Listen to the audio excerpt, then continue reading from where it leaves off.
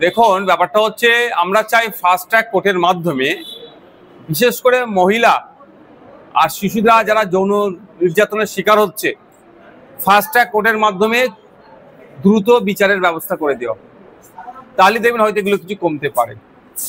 দুর্ভাগ্য, যখন কোনো অনৈতিক ঘটনা ঘটে যাচ্ছে, crime against women or child, তখন আমরা কি দেখছি? শাসক দল সেই ছেলেগুলোকে বাঁচানোর চেষ্টা করছে। ছোট্ট ঘটনা, লাভ অ্যাফেয়ার, ও প্রেগনেন্ট ছিল, খদ্দের ধরছিল, এই ধরনের বলে আড়াল করার চেষ্টা করছে। ওয়েস্ট বেঙ্গলে হচ্ছে, গত কয়েকদিন ধরে উড়িষ্যাতে যেভাবে পরপর ঘটনা ঘটছে, আপনি শুধু উড়িষ্যা নয়, সারা রাজ্যে দেখুন, উত্তরপ্রদেশ, গুজরাট, বিভিন্ন রাজ্যে দেখুন যেভাবে মহিলাদের উপর অত্যাচার নেমে আসছে, এগুলো বন্ধ হওয়া দরকার। মহিলা নির্যাতনে সারা পৃথিবীর যে দেশগুলো আছে, আমাদের দেশের অবস্থান কোন জায়গায় দেখা যাবে যে বৃহত্তর গণতন্ত্রে মহিলা বা শিশু সব এবং নাগরিক সুরক্ষিত নয়, যেটা মোটেও বাঞ্ছনীয় নয়। অন্য রাজ্যে দেখুন, দুষ্কৃতীরা এসে রাতের অন্ধকারে আমাদের এখানে অঞ্চল পোলহাট 1 নম্বর অঞ্চল, পোলহাট 2 নম্বর অঞ্চলে আজকে অঞ্চল সম্মেলন আছে, অর্থাৎ রাজনৈতিক একটা কর্মসূচি আছে, ইন্টারনাল কর্মসূচি। আমাদের যারা প্রতিনিধি আসবেন তাদেরকে স্বাগত জানানোর জন্য এই অভ্যর্থনা কমিটির পক্ষ থেকে একটা তোরণ করা হয়েছিল, একটা গেট করা হয়েছিল। রাতের অন্ধকারে কিছু দুষ্কৃতী এসে সেটাকে ছিঁড়ে দেয়। এবার কে বা কারা, তাদের পলিটিক্যাল অ্যাফিলিয়েশন কি, আমি এক্ষুনি বলতে পারবো না, বা আমি হাত গুনাকে বিশ্বাস করি না, বা আমি হাত গুনতে পারি না। এটা প্রশাসনের কাজ হচ্ছে। যে বা যারা এই ব্যানারকে, গেটকে ছিঁড়ে অস্থিরতার পরিবেশ তৈরি করতে চেয়েছিল, হিংসার পরিবেশ তৈরি করতে চেয়েছে, আমরা তাদের ফলে তো পা দেব না। তাদের বিরুদ্ধে কঠোর ব্যবস্থা প্রশাসনকে নিতে হবে। এই প্রশাসন দেখুক, বা রাজ্য সরকার দেখুক, বা প্রধান দল, শাসক দল দেখুক, যে পশ্চিমবাংলায় গণতন্ত্রটা কিভাবে, শাসক দলের যিনি চিফে আছেন দেখুক যে পশ্চিমবাংলার গণতন্ত্রকে কিভাবে গলা টিপার চেষ্টা হচ্ছে। গণতন্ত্রের বিরোধীরা যত শক্তিশালী থাকবে, ডেমোক্রেসি ততটাই সুরক্ষিত থাকবে। কিন্তু দুর্ভাগ্য আমাদের, কি রাজ্য সরকার কি কেন্দ্র সরকার দেখুন, সবসময় অপোজিশনের গলা টুটিকে টিপে ধরার চেষ্টা করছে, অর্থাৎ ডেমোক্রেসিকে দুর্বল করার চেষ্টা করছে। আমরা এটা হতে দেব না। আমাদের সর্বোচ্চ দিয়ে ডেমোক্রেসিকে শক্তিশালী আমরা করব। আধা সামরিক বাহিনীর তিনি একজন জওয়ান ছিলেন, যতটুকু খবর দেখতে পেয়েছি। তারপরে ওই এনে যখন যাচ্ছিল, তার আক্রমণ চালিয়েছে। শুধু এটা নয়, সরকারি সম্পত্তি, বেসরকারি সম্পত্তি, ভিন্ন বিশেষ ধর্মের মানুষকে দেখে আক্রমণ করছে। এটা ধর্মের নামে উন্মাদনা ছড়ানো হচ্ছে। ধর্ম এটা কোনোদিন করতে পারমিট দেয় না। প্রত্যেকটা ধর্মের শেষ কথা দেখবেন, সে শান্তির কথা বলছেন, সৌহার্দ্যের কথা বলছেন, ধৈর্যের কথা বলছেন। কিন্তু আমরা কি দেখছি?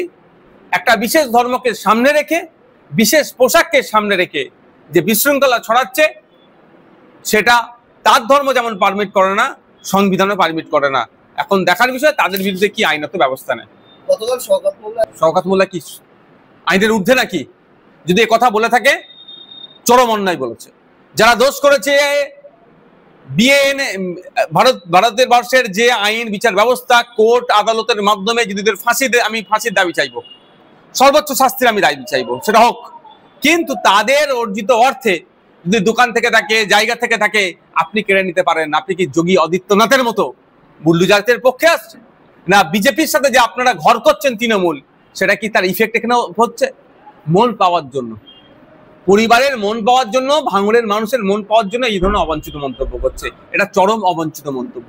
যে খুন করেছে তার সর্বোচ্চ শাস্তি হোক, এটা চাইবো। কিন্তু তার সম্পত্তি অন্য কেউ কেড়ে নেবে, এটা হতে পারে না। এটা দেশের আইন পারমিট করে না। এবার শওকত মোল্লা সাহেব যে কথা বলছে, এর সাথে তৃণমূল কংগ্রেস সহমত কি কথার সাথে সহমত নয়? তৃণমূল কংগ্রেসের বড় নেতৃত্ব যারা আছে, হাইকমান্ড আছে, তাদেরকে আপনার একটু জিজ্ঞাসা করুন। প্রশাসনের সাথে কথা হলে এরকম আইন, আমি ভাই বিএনএসএস, আমি যতটুকু পড়েছি এই ধরনের কোনো জায়গায় বলা নাই কেউ খুন করলে তার জায়গা কেড়ে নিতে হবে। তাহলে নতুন করে পশ্চিমবাংলার মধ্যে ক্যানিংকে আলাদা দেশ যদি উনি ঘোষণা করে দেন যে আলাদা দেশ ক্যানিং, এই আর ভাঙরটা ওনার জন্য এখন যদি দায়িত্ব পেয়েছে, ভাঙরকে হয়তো আলাদা দেশ আগামী দিনে ঘোষণা করবে। তাই ক্যানিং এর আলাদা সংবিধান, ক্যানিং এর আলাদা আইপিসি সিআরপিসির পরিবর্তে যে এখন বিএনএসএস করেছে, আলাদা করেছে, তাহলে ওনার যেটা আইনের বই আছেন তো ওনার কাছে তাহলে আইনের বই এই ধরনের যদি উনি করে রাখেন সেটা উনি বলুক। তবে এই ধরনের যদি করে থাকেন উনি দেশের দিকে ছাড়া আর কিছু হতে পারেন না। এই খুনের সাথে যারা অ্যারেস্ট হয়েছে এরা হয়তো খুন করেছে, আর যারা খুন করতে বলেছে তারা এখন অ্যারেস্ট হয়নি। দুটো কারণ, কেন খুন হয়েছে এটা খুঁজে বার করতে হবে, আর একটা হচ্ছে কারা খুন করার নির্দেশ দিল।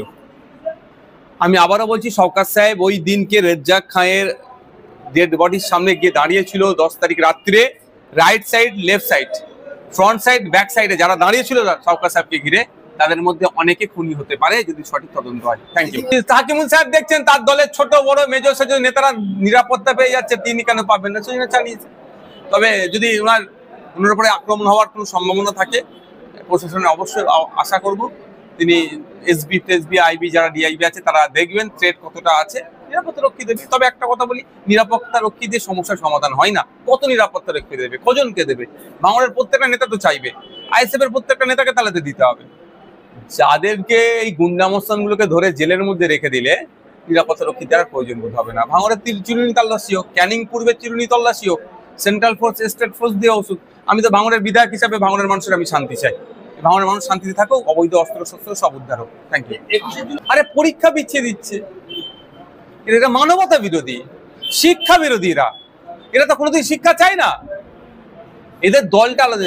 1993 সালের ঘটনা, তখন তৃণমূল কংগ্রেস বলে কোনো দল ছিল না, আর এখন বলছে তাদের সহিত। মানে এইটাই তো সব থেকে বড় অসত্য কথা। আর একটা কথা আমি বলতে পারি যে 21শে জুলাইয়ের কমিশনের রিপোর্ট পাবলিশ করা হোক, এই দাবিটা তৃণমূলের বন্ধুদেরকেও বলবো উত্থাপন করা।